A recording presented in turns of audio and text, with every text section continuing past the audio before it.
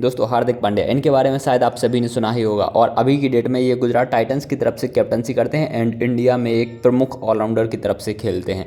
हालांकि इन्होंने एक इंटरव्यू में बताया कि वो नताशा से पहली बार एक नाइट क्लब में मिले थे और उनकी पहली मुलाकात में नताशा ने उनको पहचाना तक नहीं था। दोस्तों हार्दिक पांड्या ने तो ये भी बताया कि पहली बार नताशा ने उनको देखा तो उन्हें किस टाइप का वो लगी। तो नताशा ने उनको बताया कि पहली बार में जब उन्होंने हार्दिक पांड्या को देखा तो वो उन्हें इस तरीके से लगे कि एक कैप लगाए हुए लड़का था, चेन पहने हुए था, एक विचित्र सी शक्ल का, तो अजीब टाइप का लड़का लगा उनको। और दोस्तों ये स्ट्रेंजनेस इस वजह से भी बढ़ जाती है क्योंकि उस समय पे हार्दिक पांड्या को नताशा ने पहचाना भी नहीं था कि ये एक इंडियन स्टार क्रिकेटर है। ऑफ कोर्स दोस्तों अगर आप लोग इंडियन क्रिकेट के फैन हैं तो हार्दिक पांड्या के बारे में तो मोस्ट ऑफ द इंडिविजुअल्स को पता ही होगा, बट उनकी वाइफ नताशा स्टानकोविक के बारे में मैं आप लोगों को कुछ डिटेल्स बता देता हूँ। आप लोगों ने यूजुअली दोस्तों एक बहुत फेमस गाना सुना होगा, डीजे बालू बाबू मेरा गाना तो बजाए। ये बादशाह का सॉन्ग है और इस वाले सॉन्ग में जो आप लोगों को एक्ट्रेस नाचती हुई दिखती है वो है नताशा स्टानकोविक और इसी गाने की वजह से वो बहुत ज़्यादा फेमस हो गई थी। इसके अलावा दोस्तों आप लोगों ने नताशा स्टानकोविक को बिग बॉस 8 में भी देखा होगा और इसके अलावा उन्होंने कई सारी फिल्मों में भी छोटे बड़े किरदार किए। और दोस्तों अगर रिपोर्ट्स की माने तो हार्दिक पहली ही मुलाकात में अपना दिल हार बैठे थे नताशा स्टानकोविक पर और इसके बाद के छोटे बड़े इंसिडेंट्स में बताऊंगा कि कैसे ये पहली ही मुलाकात प्यार में कन्वर्ट हो गई, नताशा ने उनके प्यार को कैसे एक्सेप्ट किया। ये छोटे बड़े इंसिडेंट में सारे आप लोगों के साथ इसी वीडियो में शेयर करूंगा।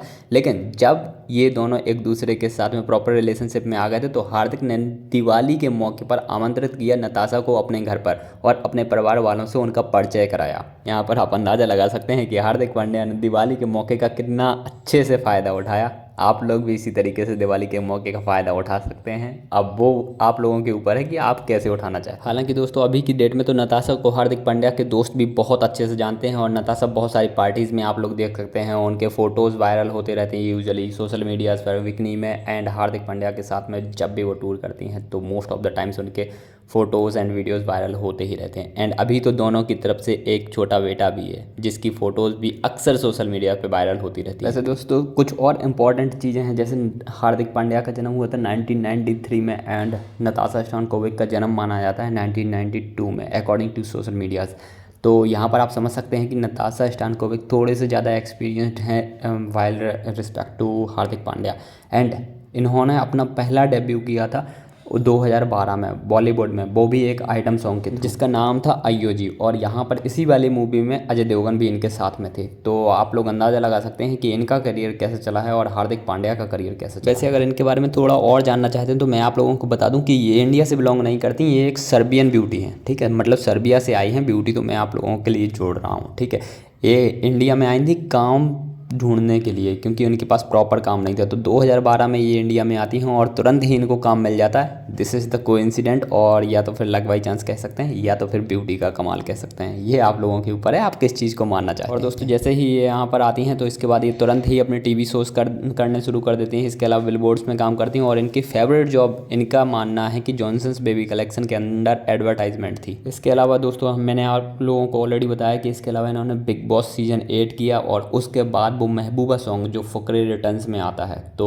वो किया। मैं आप लोगों को पहले ही बता चुका हूँ कि इनका सबसे ज़्यादा रिमेंबर्ड जो सीन था वो तो डीजे वाले बाबू के थ्रू ही आया था और उसी की वजह से इनको सबसे ज़्यादा प्रायोरिटी मिली एंड सबसे ज़्यादा फेमस हुई है उसी सॉन्ग के। हालांकि दोस्तों एक और इम्पॉर्टेंट चीज़ की इन्हें अभय देओल्स गर्लफ्रेंड के रूप में रोल भी मिला था, वो भी शाहरुख खान की स्टारर जीरो में। इसके अलावा दोस्तों वो लोग मिले कैसे, ये मैं आप लोगों को ऑलरेडी बता चुका हूँ कि 2018 में एक नाइट क्लब चल रहा था मुंबई में, तो वहाँ पर हार्दिक पांड्या कोइंसिडेंटली मिले थे नताशा स्टानकोविक से। इसके बाद हार्दिक ने एक ब्रांड बर्थडे पार्टी रखी अपनी तरफ से और वहाँ पर नताशा स्टानकोविक जब आती हैं और उसके बाद वो हार्दिक पांड्या को विश करती हैं तो वहाँ से उनके जो चर्चा में है वो चर्चा में आने लगते हैं दोनों जन के रिलेशनशिप्स एंड उसके बाद फिर वायरल होने लगते हैं उन दोनों के रिलेशन। हालांकि दोस्तों इन दोनों के रिलेशनशिप में ऐसा कोई बहुत अजीब इंसिडेंट नहीं रहा या फिर बार बार ये सोशल मीडियाज़ पे आते हैं। इनके बीच में ज़्यादातर रिलेशन अंदर अंदर ही चला है क्योंकि 2019 में ये सोशल मीडिया पर शेयर करती है नताशा स्टानकोविक कि Hardik is a best friend of mine. तो अंदर ही अंदर इन दोनों की बातचीत चलती रही एंड दोनों के बीच में रिलेशन बिल्डअप होता रहा, दोनों के बीच में कॉन्फिडेंस बिल्डअप होता रहा एंड फाइनली दोनों एक दूसरे के साथ इस रिलेशनशिप में बढ़ जाते हैं कि दोनों की तरफ से एक बेबी भी आता है जिसका नाम होता है अगस्त। वैसे दोस्तों हार्दिक पांड्या कब खबरों में आते हैं और कब के इंसिडेंट्स एंड कब की उनकी परफॉर्मेंस से आप लोग उन्हें जानना शुरू करते हैं, तो मैं आप लोगों को बता दूं ये T20 वर्ल्ड कप चलने लग रहा था 2016 में और बांग्लादेश के अगेंस्ट बांग्लादेश को चाहिए थे 2 रन्स 3 बॉलों में और वहाँ पर हार्दिक पांड्या क्या करते हैं, Hardik Pandya back to back 2 wickets लेते हैं और जिसकी वजह से वो बहुत ज़्यादा खबरों में आ जाते हैं। इसके अलावा उन्होंने चैंपियंस ट्रॉफी का फाइनल चलने लग रहा था 2017 का, वहाँ पर उन्होंने 76 की पारी खेली, वो भी सिर्फ और सिर्फ 43 बॉल्स में। ये वाली पारी आप लोगों को याद भी होगी कि यहाँ पर वो रन आउट हुए थे। अब कई लोग मानते हैं कि वहाँ पर जड्डू की गलती थी, कई लोग मानते हैं उनकी खुद की गलती थी, बट बहुत बड़ा इंसिडेंट था वो। इन्हीं कुछ इंसिडेंट्स की मदद से हार्दिक पांड्या एक बहुत बड़ी वैल्यू पर पहुँच चुके हैं और आज की डेट में तो उन्हें इंडिया का प्रॉपर कप्तान के तौर पर भी देखा जाने लगा है एंड इंडिया के most important batsman and most important bowler या फिर ये मोस्ट इंपॉर्टेंट ऑलराउंडर आप लोग उन्हें कह सकते हैं। एंड आज की डेट में उनको इंडिया के गिने चुने फ्यूचर स्टार्स में से एक कहा जाता है। तो दोस्तों यहाँ पर हार्दिक पांड्या की लव स्टोरी की कहानी खत्म होती है। हालांकि मैं आप लोगों से जानना चाहूँगा कमेंट बॉक्स में कि आप लोगों को ये कहानी कैसी लगी एंड आप लोग इसके अलावा और किन की कहानी देखना चाहते हैं। MS धोनी की सक्सेस स्टोरी देख सकते हैं, उनकी लव स्टोरी भी देख सकते हैं, इसके अलावा शुभमन गिल का ट्रायो भी देख सकते हैं आप। तो दोस्तों मिलते हैं फाइनली अपन अगले वीडियो में, तब तक के लिए आप लोग अपना ध्यान रखिएगा और अभी तक अगर आपने हमारे चैनल को सब्सक्राइब नहीं किया तो चैनल को सब्सक्राइब कर लीजिए और नोटिफिकेशन बेल को भी और पर प्रेस कर लीजिए ताकि हमारे अगले आने वाली वीडियोज़ आप लोगों से बिल्कुल मिस ना हो। Thank you so much.